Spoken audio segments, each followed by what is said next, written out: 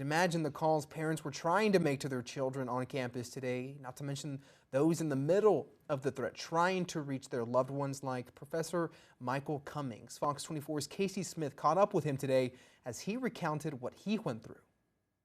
What started out as a normal day for Michael Cummings. A colleague and I were giving a presentation to a group of law students about a program that we're heading up. Quickly took a dark turn.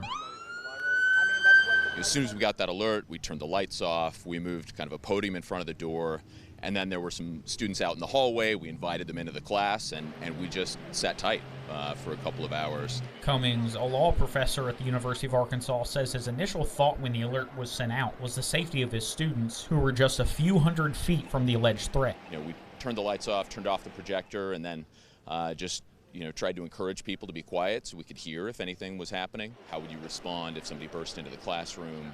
And especially as a faculty member, with responsibility for students, you want to make sure that they're okay as well. But then Cummings' thoughts quickly shifted to two people that he cared deeply about, whose whereabouts were unknown. And then I just started texting my wife, my brother.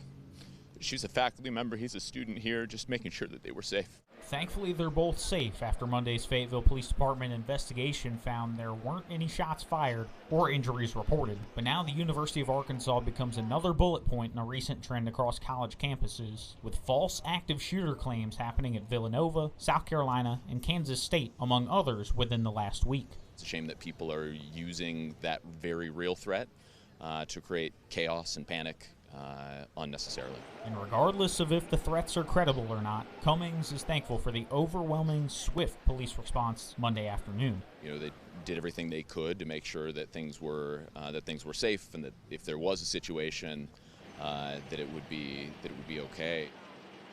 Casey Smith reporting for us tonight. And Cummings wasn't the only courageous professor in the midst of uncertainty, helping get students to shelter. One student who was inside a Mullins library at the time of the alert tells us once he ran out, one professor opened his doors and let him inside. And if you had the chance to say something to that professor, you'd thank him.